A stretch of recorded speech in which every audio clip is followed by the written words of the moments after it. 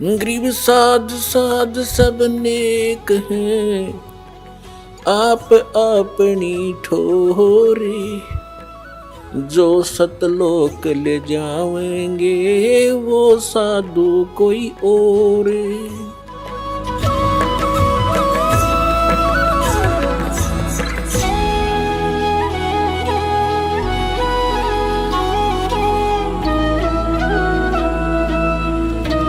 ಹಾಗಾಗಿ ಸೌಭಾಗ್ಯವಾಗಿದೆ ನಿಮ್ಮದು, ಈ ಜ್ಞಾನ ಕೇಳಲು ಸಿಕ್ಕಿದೆ. ಧನ್ಯವಾದ ಹೇಳಿ ಆ ಪರಮಪಿತ ಭಗವಂತ ಕಬೀರ್ ಸಾಹೇಬರಿಗೆ. ಈ ಜ್ಞಾನ ನಿಮ್ಮ ಬಳಿ ತಲುಪಿದೆ, ಈ ದಾಸನಿಗೆ ಗೊತ್ತಿದೆ. ಅಥವಾ ನನ್ನೊಂದಿಗೆ ಅಂದಿನಿಂದ ತೊಡಗಿರುವ ನಿಮ್ಮ ಅಣ್ಣ ತಂಗಿಯರು ಎಷ್ಟು ಸಂಘರ್ಷ ಮಾಡಿ ನಿಮ್ಮ ತನಕ ಈ ಜ್ಞಾನವನ್ನು ತಲುಪಿಸಿದ್ದಾರೆ. ಇಲ್ಲದಿದ್ದರೆ ಈ ಕಾಲನ ದೂತರು ಈ ಜ್ಞಾನವನ್ನು ಮೇಲೆ ಬರಲು ಬಿಡುತ್ತಿರಲಿಲ್ಲ. 600 ವರ್ಷಗಳ ಮೊದಲು ಪರಮಾತ್ಮ ಬಂದು ಹೋದರು. ಏಕೆಂದ್ರೆ ಅಶಿಕ್ಷಿತರಾಗಿದ್ದರು ನಮ್ಮ ಪೂರ್ವಜರು ಮತ್ತು ಈ ದುಷ್ಟರು ನಮ್ಮ ತನಕ ಪರಮಾತ್ಮನ ಜ್ಞಾನವನ್ನು ತಲುಪಲು ಬಿಡಲಿಲ್ಲ. ಕಬೀರನಂತೂ ಅಶಿಕ್ಷಿತನು.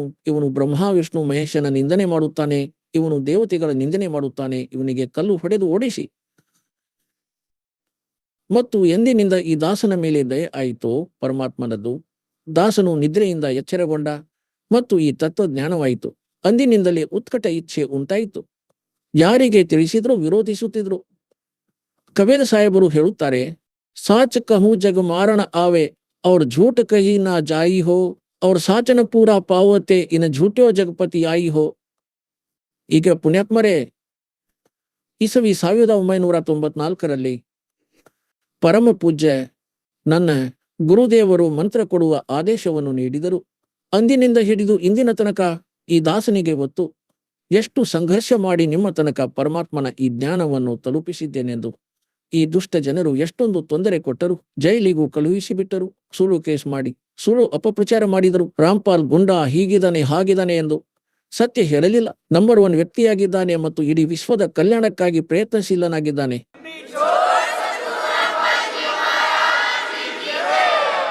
ಹಾಗಾಗಿ ಪುಣ್ಯತ್ವರೇ, ನಿಮ್ಮೆಲ್ಲರ ಕರ್ತವ್ಯವಾಗಿದೆ ತಮ್ಮ ಅಣ್ಣ ತಂಗಿಯರ ತನಕ ಈ ಜ್ಞಾನವನ್ನು ತಲುಪಿಸುವುದು. ಈ ಮಾರ್ಗದಲ್ಲಿ ಎಲ್ಲಕ್ಕಿಂತ ಮೊದಲು ನೀವು ಸಹನಶೀಲರಾಗಬೇಕಾಗುತ್ತದೆ. ಏಕೆಂದರೆ ಇದು ಅಂತಹ ಜ್ಞಾನವಾಗಿದೆ, ಯಾರೇ ಕೇಳಲಿ ಒಂದು ಸಲ ಮನಸ್ಸಲ್ಲಿ ಅಲ್ಲೋಲ ಕಲ್ಲೋಲ ಆಗೇ ಆಗುತ್ತದೆ. ಹೇಗೆ ನೀವು ನಿಮ್ಮ ಚಿಕ್ಕ ತಮ್ಮ ತಂಗಿಯರಿಗೆ ಅಥವಾ ಮಕ್ಕಳಿಗೆ ಯಾವುದೋ ಮೆಡಿಸಿನ್ ತಿನ್ನಿಸುವಾಗ ಅವನ ನಾಲಿಗೆ ಮೇಲೆ ಇಡುತ್ತಲೇ ಉಗಿದು ಬಿಡುತ್ತಾನೆ, ಅಳುತ್ತಾನೆ ಕೂಡ, ಮತ್ತು ತನ್ನ ತಂದೆ ತಾಯಿಯ ವಸ್ತ್ರವನ್ನು ಸಹ ಹಿಡಿದುಕೊಳ್ಳುತ್ತಾನೆ. ನನ್ನ ಬಾಯಿ ಕೆಟ್ಟಿತೆಂದು ಪರವಾಗಿಲ್ಲ, ಪ್ರೀತಿಯಿಂದ ವರ್ತಿಸಿ, ಅವನು ನಮ್ಮವನೇ. ಈಗ ಯಾರಾದರೂ ವಿರೋಧಿಸುತ್ತಿದ್ದರೂ ಸಹ ಅವನು ನಮ್ಮವನೇ, ಅವನಿಗಾಗಿಯೇ ಪ್ರಯತ್ನಿಸುತ್ತಿದ್ದೀರಿ ನೀವು, ಅವನ ಜೀವನ ರಕ್ಷಣೆಗಾಗಿ.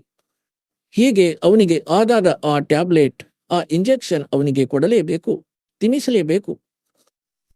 ಆಗ ಅವನು ಸ್ವಸ್ಥನಾಗುತ್ತಾನೆ. ಹೀಗಾಗಿ ಪ್ರತಿಯೊಬ್ಬನ ಕರ್ತವ್ಯವಾಗಿದೆ ಪರಮಾತ್ಮನ ಈ ಮಾರ್ಗದಲ್ಲಿ ಸಹಯೋಗ ನೀಡುವುದು. ಆದರೆ ಈ ಮಾರ್ಗದಲ್ಲಿ ನಾವು ಭಕ್ತರು, ಜಗಳ ಮಾಡುವುದು ಭಕ್ತರ ಕರ್ತವ್ಯವಾಗಿರುವುದಿಲ್ಲ. ಪರಮಾತ್ಮ ಸ್ವಯಂ ಬಂದಿದ್ದರು ಮತ್ತು ಅವರೊಂದಿಗೆ ಎಷ್ಟು ಅಸಭ್ಯವಾಗಿ ನಡೆದುಕೊಂಡಿದ್ದರು. ಆ ಪರಮೇಶ್ವರ ಕಬೀರರು ಯಾರಿಗೂ ಅಭಿಶಾಪವನ್ನು ಕೊಡಲಿಲ್ಲ. ಎಷ್ಟು ಹಿಂಸೆ ಕೊಟ್ಟಿದ್ದರು ಎಂದು ಯಾವಾಗಲಾದರೂ ಹೇಳುತ್ತೇನೆ, ಏಕೆಂದ್ರೆ ಮೊದಲು ಈ ಜ್ಞಾನವನ್ನು ತಿಳಿಸುತ್ತೇನೆ. ವೇದ ಪುರಾಣ ಗೀತೆಯಿಂದ ನಿಮ್ಮನ್ನು ಪರಿಚಿತಗೊಳಿಸುತ್ತೇವೆ, ಅದರಿಂದ ನಿಮ್ಮ ಬುದ್ಧಿ ಸ್ವೀಕರಿಸಲಿ. Kabir is god.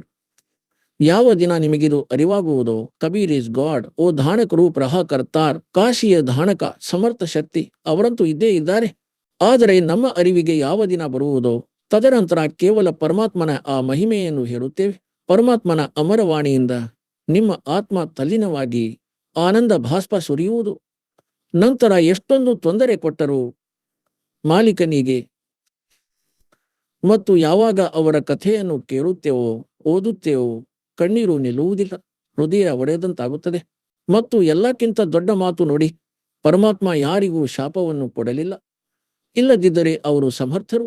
1 ಸೆಕೆಂಡ್ನಲ್ಲಿ ಪೃಥ್ವಿಯನ್ನು ನಾಶ ಮಾಡಿ ಇನ್ನೊಂದು ಸೆಕೆಂಡ್ನಲ್ಲಿ ಆಸ್ ಇಟ್ ಈಸ್ ಮಾಡಬಹುದು, ಇಷ್ಟು ಸಕ್ಷಮರು. ಆದರೆ ಅವರು ಯಾರಿಗೂ ಶಾಪವನ್ನು ಕೊಡಲಿಲ್ಲ, ಏಕೆಂದರೆ ಅವರಿಗೆ ಗೊತ್ತಿತ್ತು ಇವರು ನನ್ನದೇ ಮಕ್ಕಳೆಂದು. ಇವರು ಭಂಗಿಯನ್ನು ಕುಡಿದಿದ್ದಾರೆ ಕಾಲ ಭಗವಂತನದ್ದು, ಮತ್ತು ಈ ದುಷ್ಟರು ನನ್ನ ಮಕ್ಕಳನ್ನು ನನ್ನದೇ ವಿರೋಧಿಯನ್ನಾಗಿಸಿದ್ದಾರೆ, ಈ ಕಾಲನ ದೂತರು.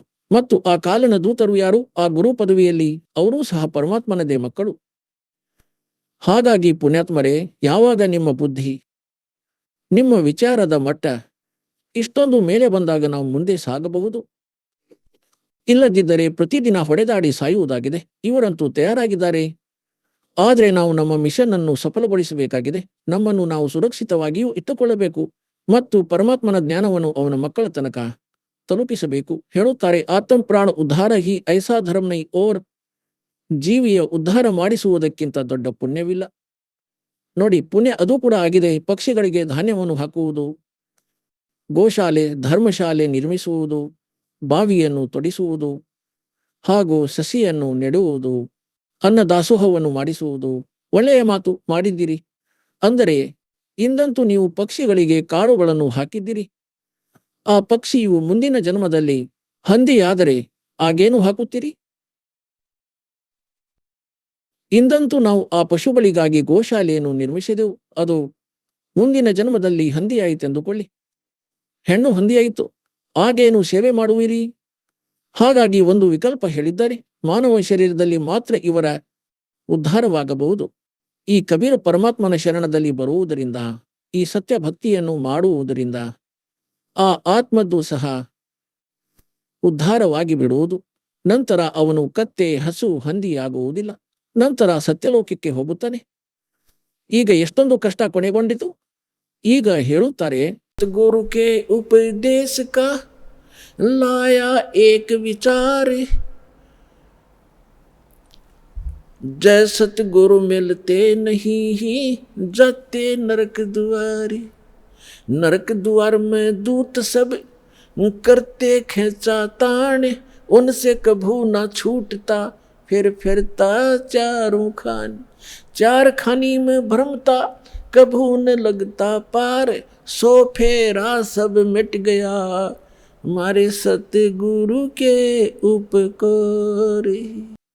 ಏನು ಹೇಳ ಬಯಸುತ್ತಾರೆ ಅಂದರೆ, ಒಂದು ಜೀವಿಯನ್ನು, ಒಂದು ಮಾನವ ಶರೀರಧಾರಿ ಪ್ರಾಣಿಯನ್ನು ಪರಮಾತ್ಮನ ಶರಣದಲ್ಲಿ ಕರೆದುಕೊಂಡು ಬಂದು ಈ ಸತ್ಯ ಭಕ್ತಿಯನ್ನು ಪ್ರಾಪ್ತ ಮಾಡಿಸುವುದರಿಂದ ಆ ತರುವವನಿಗೆ ಎಷ್ಟು ಪುಣ್ಯ ಸಿಗುತ್ತದೆ ಅಂದರೆ, ಕೋಟಿ ಹಸುಗಳನ್ನು ಕಟುಕನಿಂದ ಕತ್ತರಿಸುವುದರಿಂದ ರಕ್ಷಿಸಿ ಮೇಯುವ ಸ್ಥಳದಲ್ಲಿ ಬಿಡುವುದರಿಂದ ಆಗುವಷ್ಟು ಇಷ್ಟು ಪುಣ್ಯ ಆ ಮಾರ್ಗದರ್ಶಕನಿಗೆ ಸಿಗುತ್ತದೆ. ಯಾರು ಸತ್ಲೋಕ ಆಶ್ರಮ ಬರವಾಲಾದ ದಾರಿಯನ್ನು ತೋರಿಸುತ್ತಾನೆ, ಇಲ್ಲಿಯ ಜ್ಞಾನ ತಿಳಿಸಿ ಆ ಜೀವಿಗೆ ಇಲ್ಲಿ ನಾಮ ದೀಕ್ಷೆಯನ್ನು ಕೊಡಿಸುತ್ತಾನೆ. ಈಗ ಅದರ ನಂತರ ಹೇಳುತ್ತಾರೆ, ಆ ಭಕ್ತನು ಎಲ್ಲದರಿಂದ ಬೈಪಾಸ್ ಹೋಗಿಬಿಟ್ಟ.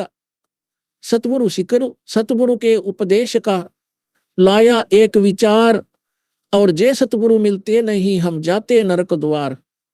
नरक द्वार में दूत सब फिर करते खेचा तान, उनसे कबू न छूटता फिर फिरता चारों खान। चार खानी में भ्रमता और कबू न लगता पार, सो फेरा सब मिट गया मेरे सतगुरु के उपकार। ಓಯ್ ಹೋಯ್, ಈಗ ಅವನು ಪಶು ಆಗುವುದಿಲ್ಲ, ಪಕ್ಷಿಯಾಗುವುದಿಲ್ಲ, ಮತ್ತು ಅವನು ಯಾವುದೇ ನರಕಕ್ಕೆ ಹೋಗುವುದಿಲ್ಲ. ಎಷ್ಟು ಬೈಪಾಸ್ ಆಗಿ ಹೋದನು ಪರಮಾತ್ಮನ ದಯೆಯಿಂದ. ಆ ಸತ್ಯ ನಾಮದಿಂದ ಅವನು ಬೈಪಾಸ್ ಆಗಿ ಹೋಗಿಬಿಟ್ಟನು. ಪರಮಾತ್ಮ ಹೇಳುತ್ತಾರೆ, ಆತಂ ಪ್ರಾಣ ಉದ್ಧಾರ ಹಿ ಐಸಾ ಧರ್ಮ ನೈ ಓರ್. ಇದಕ್ಕಿಂತ ದೊಡ್ಡ ಪುಣ್ಯವಿಲ್ಲ ಪ್ರಾಣಿಗೆ. ಪುಣ್ಯಗಳಂತೂ ಬೇರೆಯೂ ಇವೆ. ಆದರೆ ಒಂದು ವೇಳೆ ನೀವು ಪರೋಪಕಾರ ಮಾಡಬಯಸಿದರೆ, ಪ್ರಾಣಿಗಳ ಕುರಿತು ನಿಮ್ಮ ಹೃದಯದಲ್ಲಿ ದಯೆ ಇದ್ದರೆ, ಮಾನವ ಶರೀರಧಾರಿ ಪ್ರಾಣಿಗೆ ಮನುಷ್ಯ ಜೀವನವನ್ನು ಪ್ರಾಪ್ತ ಮಾಡಿಸಿ.